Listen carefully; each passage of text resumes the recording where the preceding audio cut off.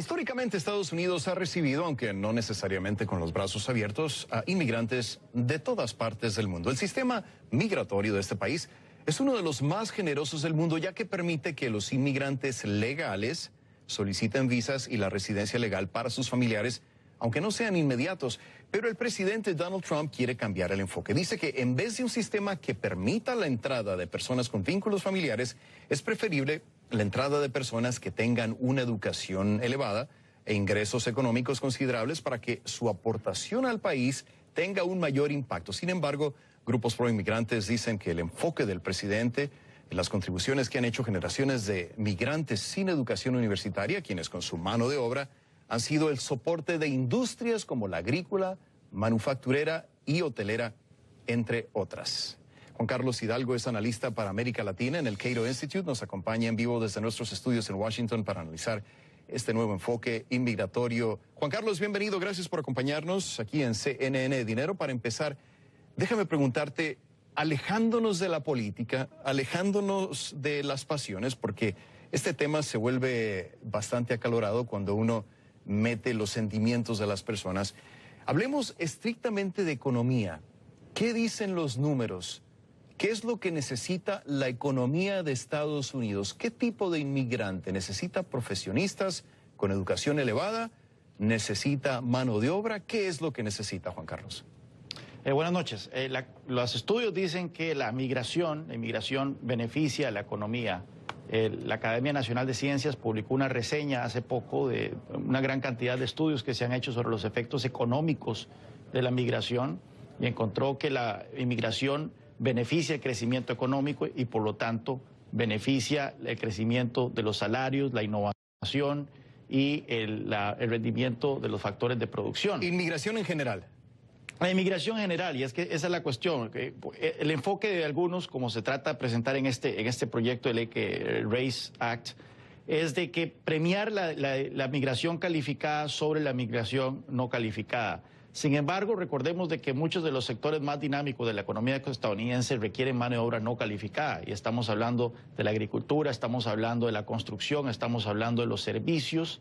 Y, por lo tanto, es ahí donde también se necesita inmigrantes. Lamentablemente, el sistema de migración de Estados Unidos tiene serios problemas y uno de ellos es que no permite la entrada al país de manera legal de mano de obra poco calificada. Es muy pequeño la ventana de oportunidad para los inmigrantes no calificados. De tal forma que mucho de la mano de obra que se encuentra en estas áreas es indocumentada, y eso es un problema que ya hemos discutido en este programa. Pero, sin duda alguna, el impacto general de la inmigración en Estados Unidos ha sido positivo para la economía y positivo para los estadounidenses. Sí, para los que no conocen mucho Estados Unidos, vaya, es tan fácil como echar un vistazo a la cocina de un restaurante para darse cuenta de dónde radica esta situación o no. Y platicábamos tú y yo, Juan Carlos, antes de esta entrevista, que lo que está proponiendo el presidente Trump se parece mucho al sistema inmigratorio de países como Australia y Canadá, que también piden este tipo de requisitos, que la gente que vaya tenga dinero, que tenga educación elevada, pero esto no necesariamente funciona para todo el mundo, ¿no, Juan Carlos? Sí, el argumento de ellos es que esto es un sistema parecido al australiano o al canadiense, sin embargo no es el caso. Actualmente ya existen 140,000 tarjetas de residencia para personas calificadas. Y lo que propone, ese es el tope, y lo que propone este proyecto de ley es básicamente mantener el mismo tope, 140,000, no lo está aumentando, pero lo que está haciendo es recortar las tarjetas de residencia para las personas no calificadas. Eso quiere decir para familiares, para refugiados, para visas de diversidad y demás. Es decir, lo que es un proyecto restrictivo de inmigración más que transformativo del sistema migratorio. Y es más, si nosotros vemos los ejemplos de Australia y de Canadá, ciertamente estos países tienen un sistema de puntos para calificar a los aplicantes a las solicitudes de residencia, pero también son muy generosos a la hora de permitir la entrada de personas que son familiares, Sí. de gente que ya reside ahí, personas que son refugiados y demás. Estos dos países reciben entre 2 y 3 veces más inmigrantes como proporción de la población que Estados Unidos. Y Juan Carlos, si se le cuestiona, la Casa Blanca diría que lo que está haciendo el presidente es simple y sencillamente cumplir con una promesa de campaña, porque él decía, tenemos que cambiar este sistema migratorio porque se está llenando Estados Unidos. Y uno de los puntos que hacía fundamentalmente en su campaña, decía que la inmigración afecta los intereses de los trabajadores en Estados Unidos. Pero quiero preguntarte una vez más, una cosa es la percepción y lo que vende bien en campaña, pero ¿qué dicen los hechos? ¿Qué dicen los números, los estudios, Juan Carlos? ¿Afecta el ingreso de inmigrantes en general, calificados y no calificados, a los trabajadores estadounidenses? Es decir, ¿le quitan trabajo a la gente de aquí? No, nuevamente el estudio que mencioné antes, la reseña de que hizo la Academia Nacional de Ciencia, lo que encuentra es un impacto casi nulo sobre los ingresos de los trabajadores poco calificados.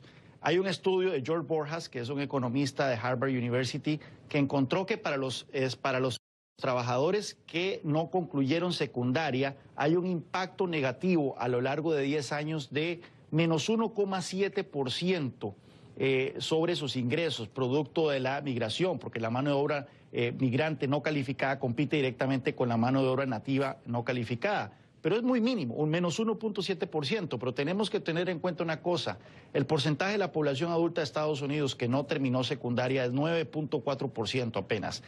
Y lo que encontró este estudio es que el 90% restante, más del 90% restante de la población adulta de Estados Unidos que sí terminó con secundaria, se ve beneficiada por la migración. Es decir, si es que hay un impacto, es a un grupo muy reducido de estadounidenses, mientras que la gran mayoría se ven beneficiados. El presidente Trump prometió hacer a Estados Unidos grande de nuevo y la evidencia indica que la inmigración ha hecho grande a Estados Unidos. Ya para terminar, nos queda menos de un minuto, Juan Carlos. Otro aspecto que yo veía en un estudio no hace mucho tiempo es que si no fuera por la inmigración, Estados Unidos tendría un crecimiento negativo en la población, lo cual también afecta mucho a la economía, ¿no?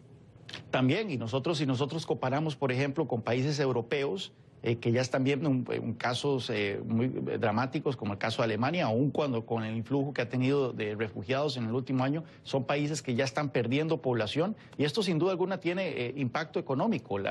Los cálculos dicen de que por lo menos un punto porcentual de crecimiento de Estados Unidos se explica por crecimiento poblacional y eso tiene que ver mucho con la inmigración. Entonces, un país sin inmigrantes es un país que crece menos. Es interesante porque uno de los autores de este proyecto de ley, el senador Tom Cotton, admitió públicamente que este proyecto de ley podría tener consecuencias negativas sobre la economía. Entonces la pregunta es ¿cuál es el objetivo? Si los mismos proponentes del proyecto están admitiendo que tiene consecuencias negativas sobre el crecimiento económico del país. Sí, no, definitivamente. Y muchos estados están pidiendo que entren más migrantes, sobre todo los agrícolas como Georgia, como Texas, como California. Pero bueno, se nos acaba el tiempo. Juan Carlos Hidalgo, analista de asuntos latinoamericanos en el Cato Institute. Gracias, Juan Carlos, y hasta la próxima. Un placer, como siempre.